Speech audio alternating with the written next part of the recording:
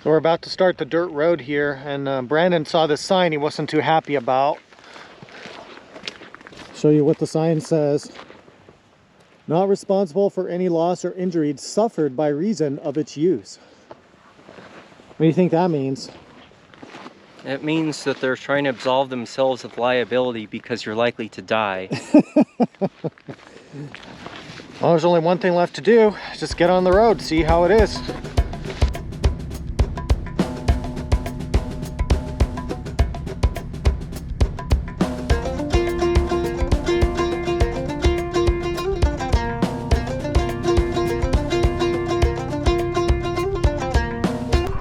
Okay, do you have Enduro mode on?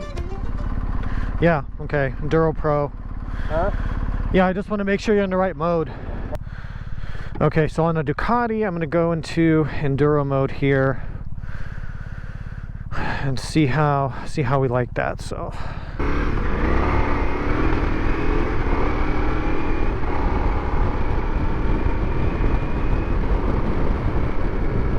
feels pretty good, but I mean, again, this road is pretty smooth gravel road. It is washboarded, and what I like to do with the washboard is go fast enough so you don't feel like you're being rattled to death. If you go slow, you just get rattled to death.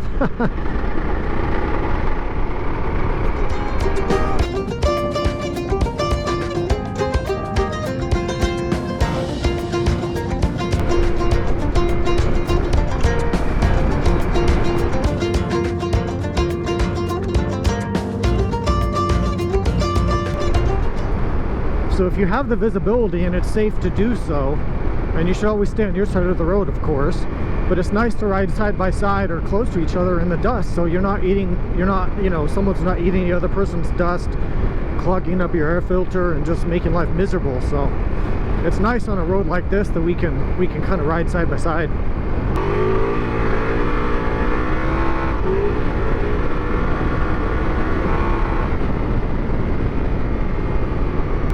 So the Ducati traction control is really good. You can adjust it to different levels, but it's really good. It's not too intrusive. It has a smooth intervention, and it allows you to keep the bike in line on slippery surfaces like this. Keep in mind, I've got full street tires, so, you know.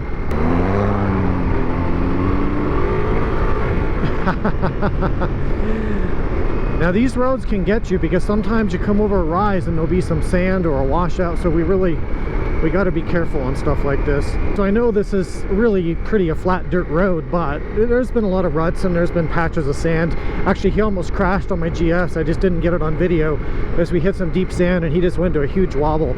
But anyway, let's talk about the Multistrada, how it does in the dirt. So this is really what it's kind of built for and what people will do with it. You know, dirt roads, gravel roads. You can do rougher stuff if you want, but it's not the best for it. They make the Desert X for that.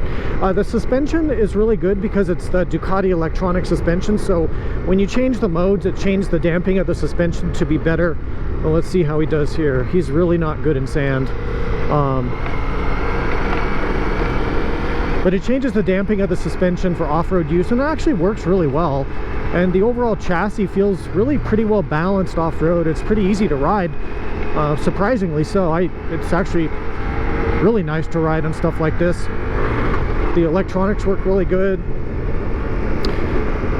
Yeah, it's pretty stable. It doesn't feel like twitchy or anything, and I'm on pure street tires too, so I think it's pretty good.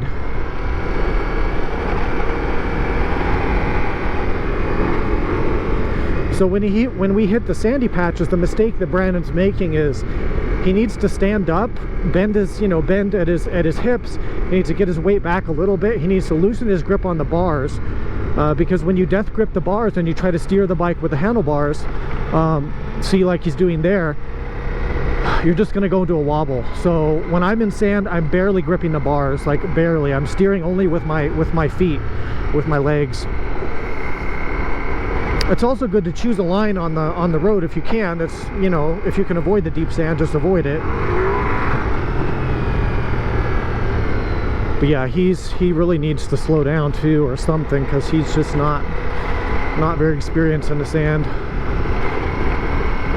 There, he's standing up now. Maybe he's remembering what I said earlier. The Ducati feels great. I haven't even had the slightest wobble at all. Stay to the left, stay to the left. That's steeper sand there.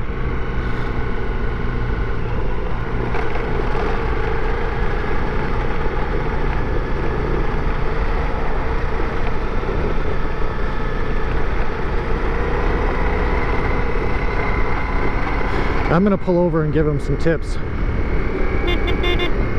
Smoke. You're gonna crash in the sand. I saw some big wobbles back there. How's the sand treating you? Like shit. So can I give you some pointers? Just a couple things to think about. I noticed right at the last part you realized you need to stand up, right, instead of sit down. I think the biggest mistake people make in the sand on adventure bikes is you're trying to steer. You're gripping the bars too much. You can't steer with the bars at all. Like at all. So what you need to do is stand up, kind of shift your weight back a little bit. So bend at your hips, okay? Don't stand straight up. And then when you think about steering, the bike wants to go straight, okay? But if it wobbles, it's going to correct itself. You have to really loosen your grip on the bars. And if you want to steer, you need to weight the pegs to steer. So in the sand, don't steer with the handlebar at all. You have to remember, you have to keep practicing, and it's really unnatural, but don't put any input into the handlebar, like none, and just let the bike track through and steer with your feet only or your legs only. It's hard. It's really hard. It's a stressful way to ride. It is, but it'll be less stressful if you just take it, go about 30, 35. Don't go too fast, because if you crash, it's going to be bad. I don't like it once it gets a little... Because you're using the bars to steer. You can't steer with the handlebar. Beautiful out here. So now we're in the Mojave Preserve.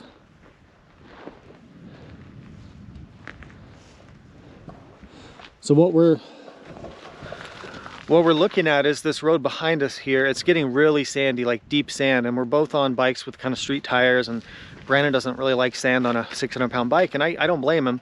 I want to have an accident here at the end of the day when it's almost about to get dark. So we're thinking about going the other way to get to Laughlin, where we're spending the night. So we're going to make that decision now, but I mean, we got to look at where we are. It's just absolutely stunning out here. Beautiful weather too. And there's just no one here.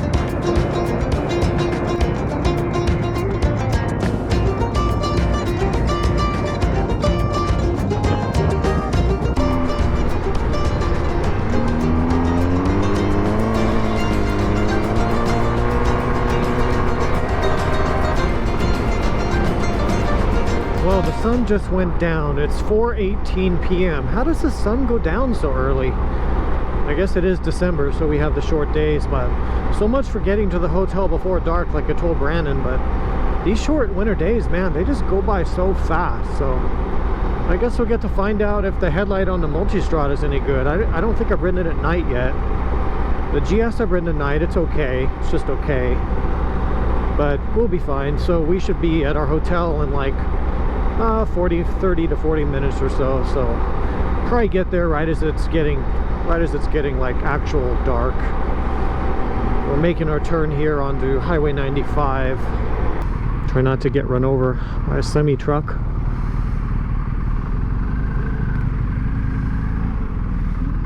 So here's a little headlight comparison for you. So I would say the Ducati has more light, and also the Ducati has an adaptive headlight, whereas my GS doesn't. Now in 2021 and 22, the GS has had an adaptive headlight, but I still think that Ducati's light just puts out more. But it is a newer bike, it's a newer design, so that does make sense. But the BMW's fine, it's got enough light.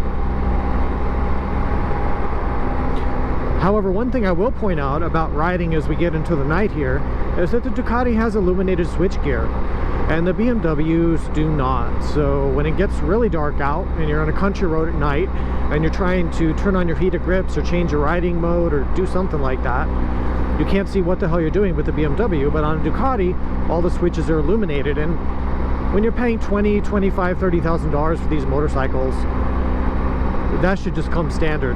So at least Ducati did that, and I hope the next GS has that. Seems like a small thing, but it makes a huge difference if you ride at night.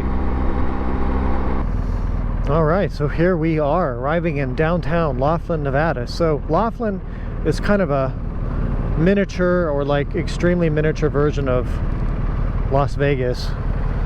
So we're staying on the Laughlin Strip, so to speak. Got here just about at dark. There we go. Welcome to Laughlin, Nevada.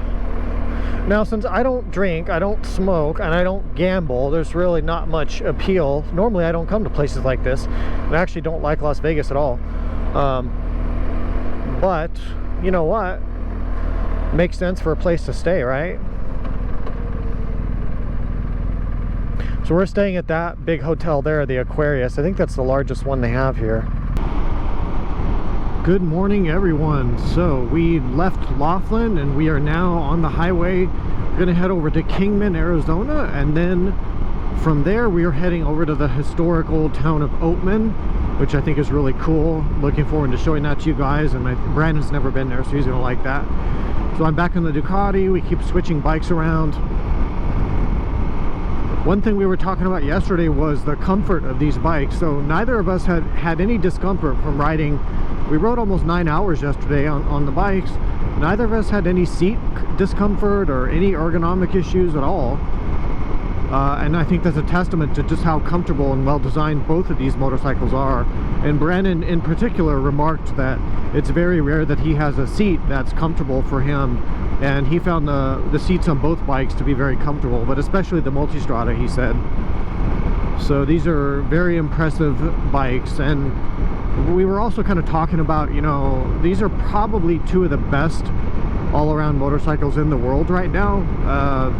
I mean, there might be a few others on that list, but these are some of the top two, but they're also very expensive.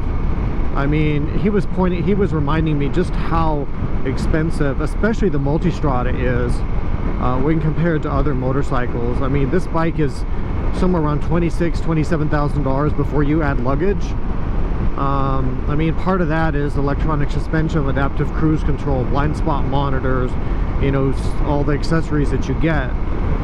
But yeah, it's a lot of money for sure.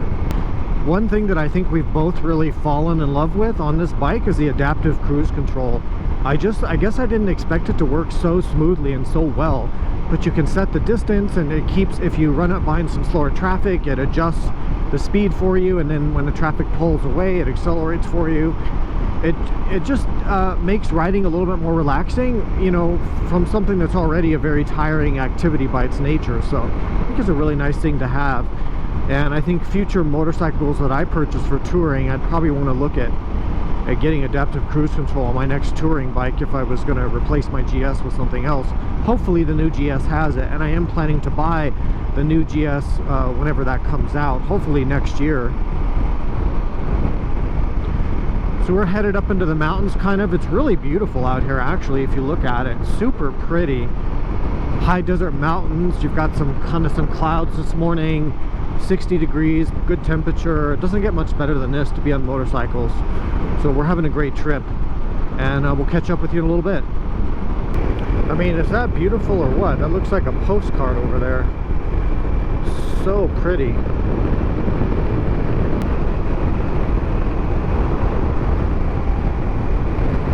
Okay, so we're fueling up the bikes again. So we went 140.4 miles on this fill up. The Ducati used more gas. We're just gonna find out how much. And let's hear what you all think, because Ian thinks that people don't actually care what the bikes actually get and just wants to go off the... Well, because my point was that it's a $30,000 motorcycle. If you spend $10 more a month on fuel, I just don't get how that matters. People still care. They want to know. The people want to know accuracy and what the bikes actually Okay, get. we'll do the math then. 140.4 divided by 3.156, and the grand total is 44.48. So and what about did this, 44 what did this say? This said 42.7.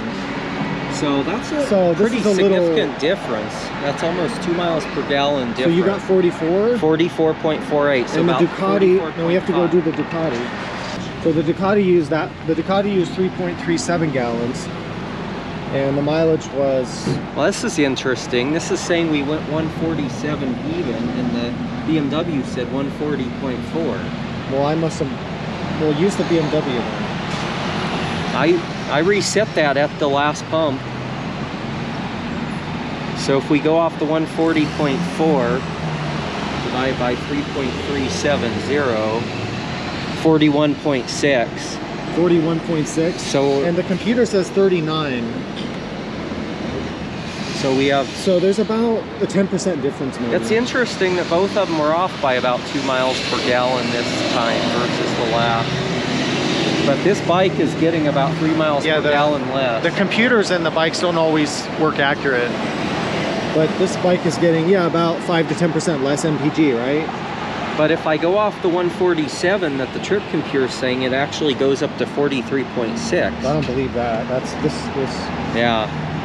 Okay, well there you go. So we're going to head over to Oatman now.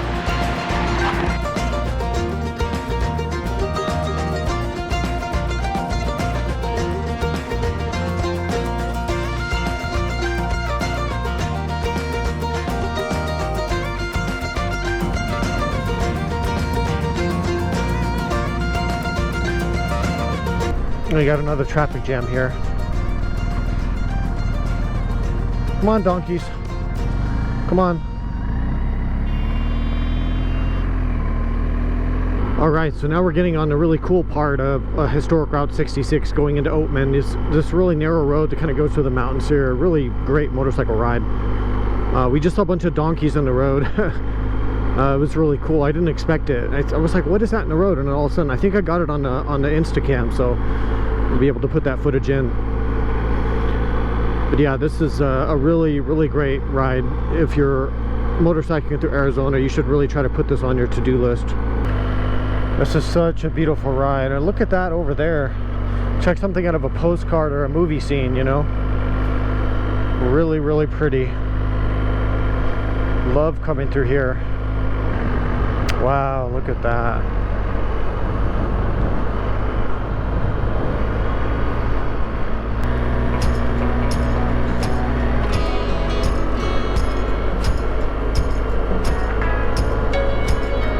Very cool little place. Watch out for donkeys.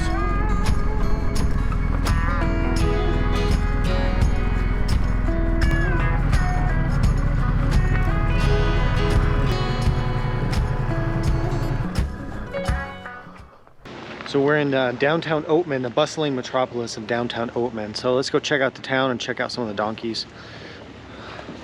What do you think of Oatman? Oatman's great. I found some of your family members over here. The rest of them are over there. They warn you on the sign to stay alert. As a motorcyclist, I wasn't sure why. Now I see it's because you might encounter a donkey doo-doo in the middle of the road. I found your kind right here. Except this one's a little more civilized.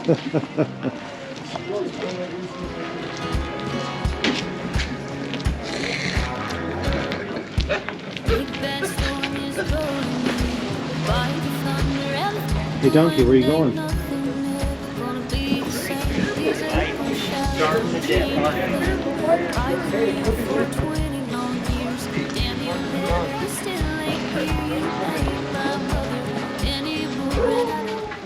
Apparently the donkey approves of the Ducati. The donkey's getting rather amorous with the Multistrada.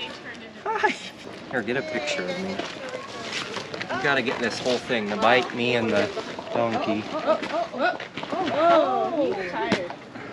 Do you like the Ducati Multistrada donkey? Approves. What about compared to the GS? Oh. I think. Oh. The donkey clearly prefers the Ducati to the BMW. It's Well, approved. It's decided then. Donkey has decided this test.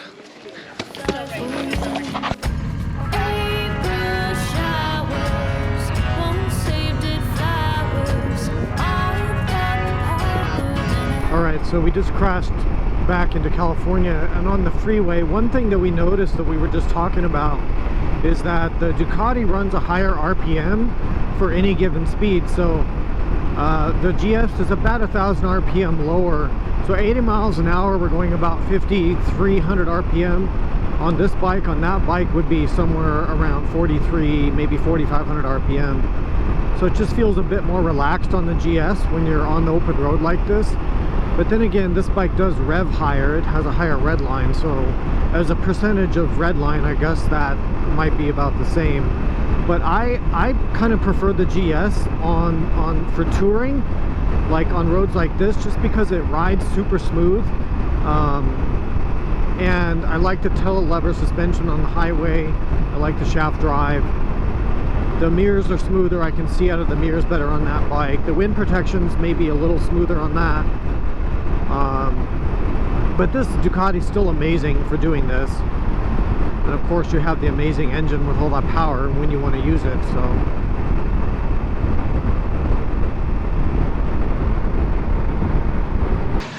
So we're on our way home. We're taking a pit stop in Vidal Junction, in the middle of nowhere, California. Waited in line for the restroom. Now I wanted you to see our nutritious lunch. So if the wives are watching, they can see what we're eating. So what are we having for lunch? Well, it looks like we found that Snickers now has peanut brownie version, so if you don't just like regular. That's healthy, peanut. Yeah.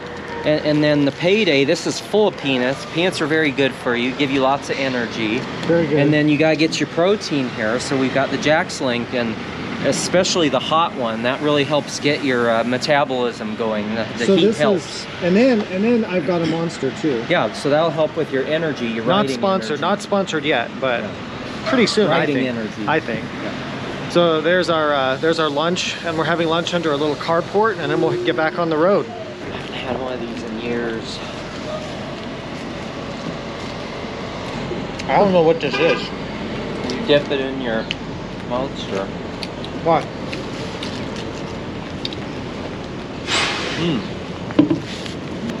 This is the only budget that Big Rock Moto has. Here. You could afford Monster Energy and Slim Jim. Or have a brownie. And a brownie. I'm enjoying the Payday.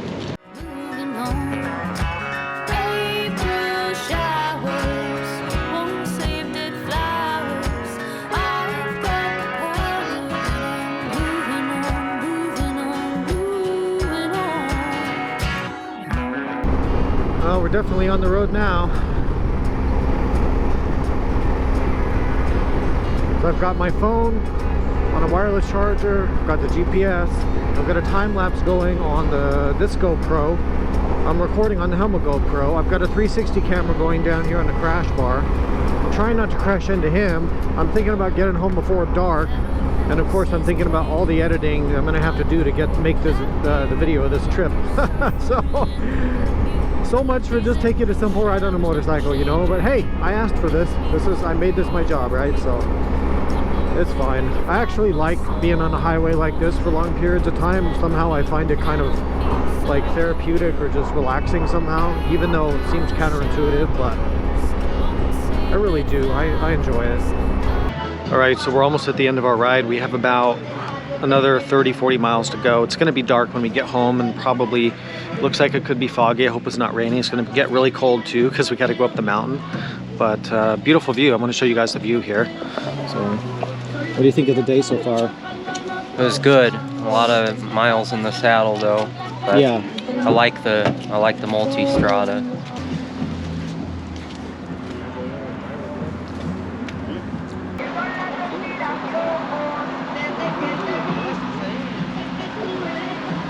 Well, we should probably get home, huh? Probably try to avoid the deer here. It's gonna get dark soon. We've both hit deers before in our cars on this mountain. Basically totaled both of our cars on deers. So we just don't want to hit a deer on a bike, you know? So. All right, well, we're back from our trip. We ended the trip with some drizzle, some colder temperatures, and it's very, very dark outside.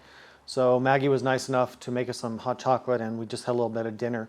But we wanted to film kind of a conclusion to this and talk about, I think what we should do is talk about what stands out as good and bad about each bike. But then I want to pose the question, you know, if we had to buy one of these two tomorrow, which one would each of us pick? So I'll let you start. Why don't you start with the Ducati and talk about the things you like and then the things you don't like about it.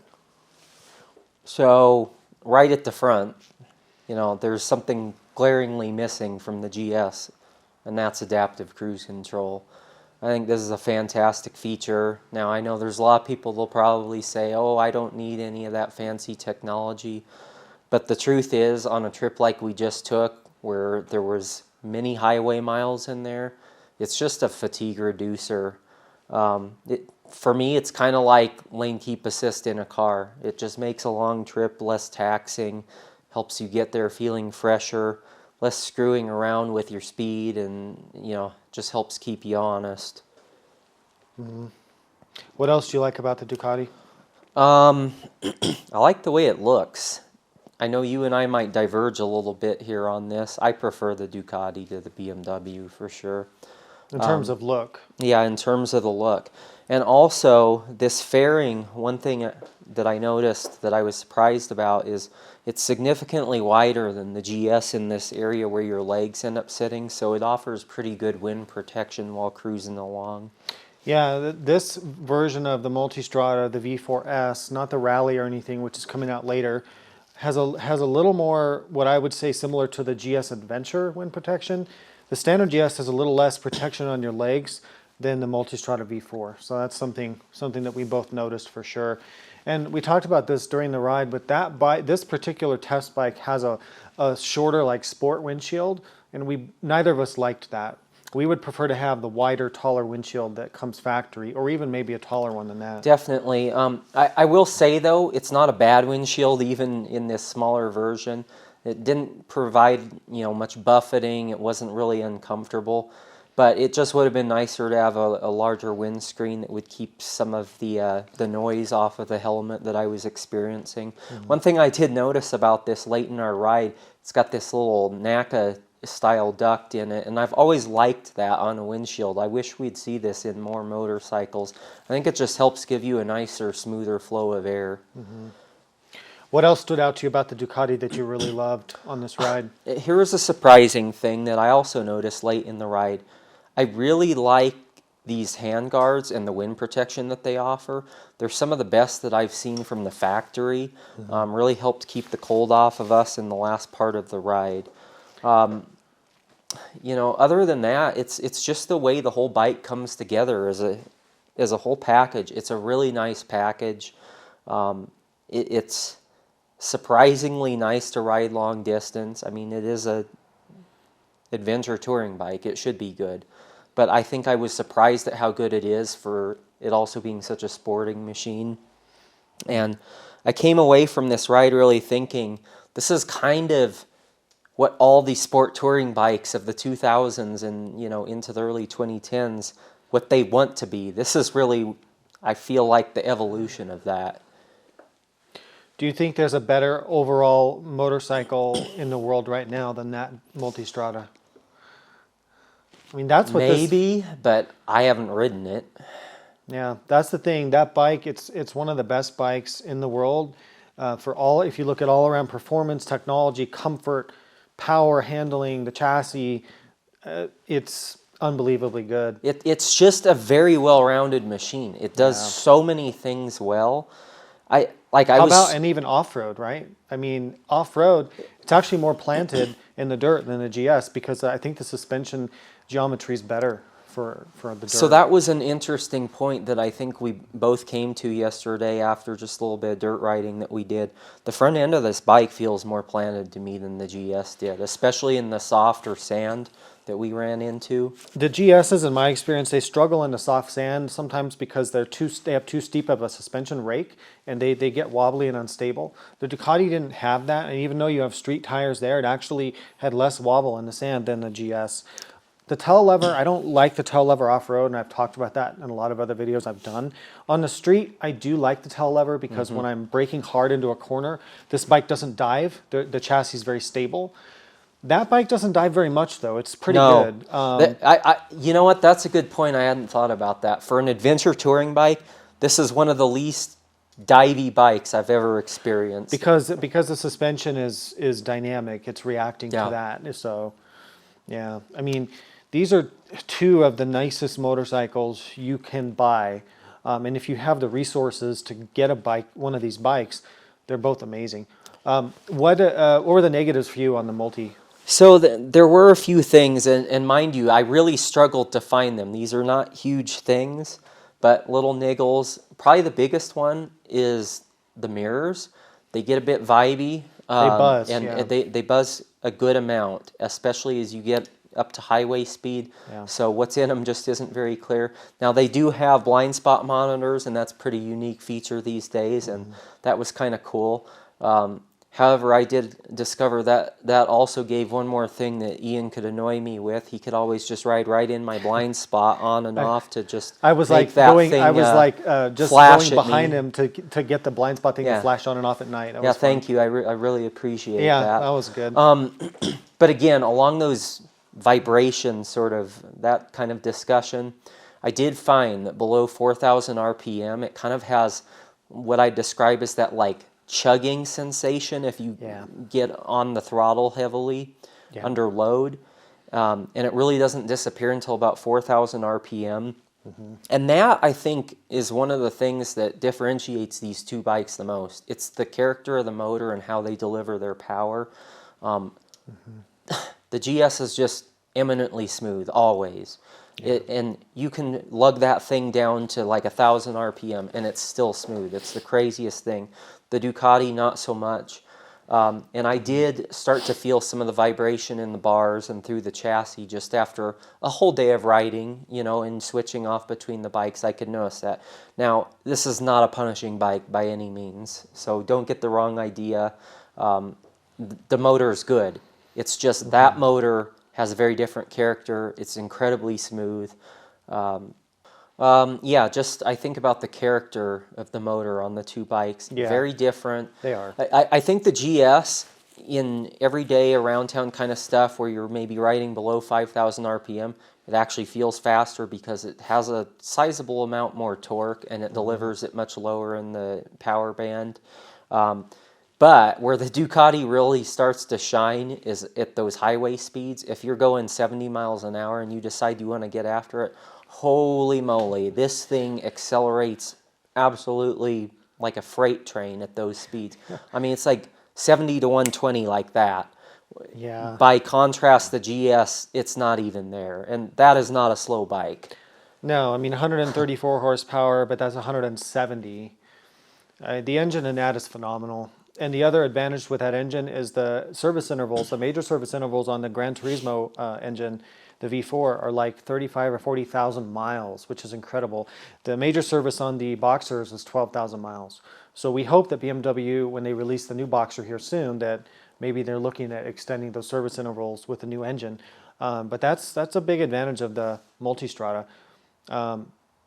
The other thing the downside that we both mentioned on that was the rear brake doesn't really work on the Multistrada. It's like mush.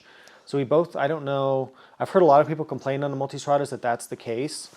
Well, so I just thought it was optional. Optional rear brake is optional, the rear like brake some of the other features. You almost have to jam your foot to the ground to get it to work, and that seems to be an issue with the Multistradas in general. I don't know what it is. It's very strange. There's a lot of initial mushiness, and you really have to give a lot of effort into it to get anything out of it. And I don't drastic difference. I don't believe these it has two. linked brakes. So No. the GS brakes are linked. So when you're on the front brake hard, it actually activates the rear brake a little bit. I like the braking system of the GS better overall. It just feels a little better to me. And combined with the tail lever where it doesn't dive. I had the same thought as you. I think if I had to pick the braking system that I prefer, definitely the GS. Yeah. However, I will say the front brake feel on this bike is fantastic. It is, you get a lot of feedback through. I think that through the stops lever. just as good. I just somehow the overall feel of this is just better. With the brakes. I mean, let's be honest, this bike is getting dated. This platform dates back to 2013, and that platform is pretty new. So Ducati obviously has the advantage there in terms of time of development, and the new GS will be coming soon. What are the downsides to the Ducati? I can't remember the other ones. Like I was saying, really, I struggle to find a whole lot to complain about, and I usually can find plenty to complain about, especially on a bike that we've ridden as much as these two over the last couple days. One of the good things I have to say about it, I found the stock seat to be very comfortable. I'm usually not comfortable on a motorcycle after 2 hours. I had no such complaints with this one. honestly, comfort-wise, I actually preferred the ergonomics and the riding position of the Multistrada to the GS. Yeah. Seat as well, and that surprised me. I was not expecting that because I'm a huge big GS fan. Well, I have the rally seat and a seat cover. It's a little different. I thought for me this bike is set up for me, so it's more comfortable for me because obviously it's my own bike. I'm able to set it up the way I prefer. The Multistrada still was really good. The seat was a little too soft for me on the Multistrada, but it's still really good.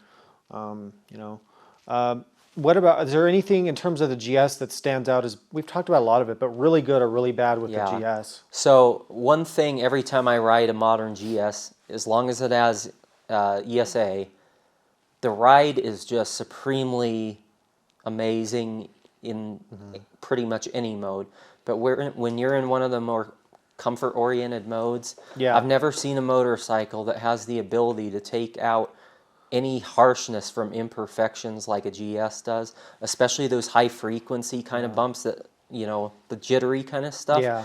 That's probably one of the other most stark contrasts between these two. Now, they both have electronic suspension, and this suspension is great, but that one completely makes the high frequency stuff disappear. You can always feel it coming through the bars in this bike. Yeah. So it's really the road isolation, I think, is the story with the GS. Man, it's impressive. The GS is a little smoother in almost every way. The engine's smoother, the suspension smoother. The overall package is just a bit more, I don't want to say refined, but it just, like, even the throttle response on the GS is a little bit nicer than the Multistrada. This has nice fueling, though. I okay. observed that today. That's been a complaint and I've you had. You didn't really change the modes that much. No, touring mode has full power, good throttle response.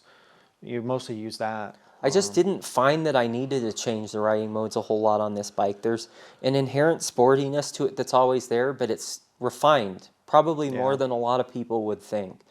I feel like with the GS, there's a lot bigger differences between the riding modes, and I feel it necessary to change the modes as I'm doing different kind of riding on that bike. Yeah, I'm really torn. I love both of these motorcycles. I really do. One thing I also wanted to mention, I prefer the display on this bike. The TFT? I like the amount of information that it gives. I think it's I don't better. find it to be too crowded. It gives you everything you need and more in a really nice way. I like the round tachometer on it. It just has a little bit of a sporting cockpit vibe that I don't get from the GS. That being said, they both have good displays. Both of them are kind of a mess when you have to start going through the menus and searching for certain functionalities. But at least you get a lot of the things you immediately need on both these bikes just with some of the controls on the bars, like changing your heated grip settings and suspension modes. And that's nice. I really have to mention as we close this up that, you know, Ducati in particular, they offer so many different trim levels, option packages, accessories. This bike has a lot of extra stuff on it. So I'll put the exact pricing down below here somewhere or overlay it on the screen, but it has a lot of extra stuff. And GSs are kind of the same way, you know, GSs have a lot of options, but we do have to talk about price because, I mean, that's one of the most expensive motorcycles on sale today. It's up there, especially once you have the radar and the travel stuff. Yeah. It's like 26, 27, 28. You can get these close to 30. A GS like mine, if you go buy a new 2023 GS like mine with the premium package, which gives you the stuff you would expect, the quick shift, the ESA, cruise stuff, which almost all these have. A run like this is going to be around 22, 23,000. So there's a $4,000 to $6,000 price difference depending on some accessories. That's a big premium. But that leads me to my final question. If you were forced to buy one of these two, a 1250 GS or a Multistrada V4 tomorrow, which would you purchase for yourself? Because you would purchase a bike like this because this is the kind of bike you ride. Right. So, yeah, and I do have my eye on that next step, and it would be something along these lines. I think money being equal, no contest, it would be the Multistrada for me. I got along with this bike in a way that I rarely do, where everything just kind of came together and it all felt good, and I couldn't find anything glaring that offended me on it. But like you said, I mean, $4,000, that's a pretty big disparity. And the GS is a fantastic bike. It always has been. That has always been my go-to choice in these premium adventure bikes. Yeah. So to me, that almost says something more just about how good the Multistrada is, that it has kind of pulled me away from the BMW. Yeah, there's a few things about the GS that would be hard for me to give up. One is shaft drive. I really prefer that for touring. The chain on that, the maintenance, I don't really like that. I like the tail lever on the road, off-road, so off-road I don't like it, so that's kind of a mixed bag. The boxer engine I like because it's easier to service. When it tips over, the bike's easier to pick up, which is a real-world thing. The boxer's smoother. That bike feels lighter, too, It at feels lower light. speed. This bike feels more balanced at low speeds, too. But even with all that and being such a diehard GS guy that I've always been, I think I'd actually buy the Ducati. But it's kind of not fair because it's a newer bike than this, like we talked about. But the shaft drive, the Ducati is just as comfortable, but when you really want to twist the throttle and go, it has the adrenaline factor that this doesn't. With that 170 horsepower. It's got those long service intervals. The technology is amazing and, in my opinion, useful. The handling, I think that bike would handles better than this too towards the limits. I don't know. The Multistrada is an incredible bike. I don't think anything can really go head to head with that thing. You know what though? That is a pretty significant difference, shaft drive versus chain. Yeah, and, it is. Not that it necessarily should be a deal breaker for anybody, but as you get into the big adventure touring bikes, especially if you're leaning towards touring and you're doing lots and lots of miles for these bikes, I don't know. That would maybe be a consideration for me as well. A lot of people will go with the shaft drive. They want that. I don't know. The chain drive is lighter and I don't know. They're both amazing bikes, but we both said we'd buy the Ducati. Now the question is, when the new GS comes out, you know, what is it going to be like? The 1300 GS or whatever they're calling it. Time will tell, but I'm planning to buy the new GS for long-term testing on the channel and just for myself. But if I were buying a bike right now and I didn't own this GS, I'm really honestly, I would get the Ducati. It's an unbelievable motorcycle. But these are premium bikes for premium buyers. We're not saying that these are budget bikes everybody can afford. These are premium luxury things. But if you're going to pay that much already, I would just want the best, and I would just get the Ducati. I'm struck though by how good the GS is. Once you brought up the fact that this is kind of an old platform, you know, dating back to when they went to the water cooling on the 1200. My God, this platform is so good for its age. I mean, it's still one of the best motorcycles in the world. So, like you said, we know what BMW can do with a bike like this. So bring it on. Bring on that new GS. It may slay everything. I have a feeling it would be really good. Well, anyway, we appreciate you guys watching, hanging in there for this whole video. Please support Big Rock Moto. There's ways to do that in the description below. Big thanks to Brandon for helping me create this film. Hope you got value out of it. Other than that, please ride safe, and we'll see you out there.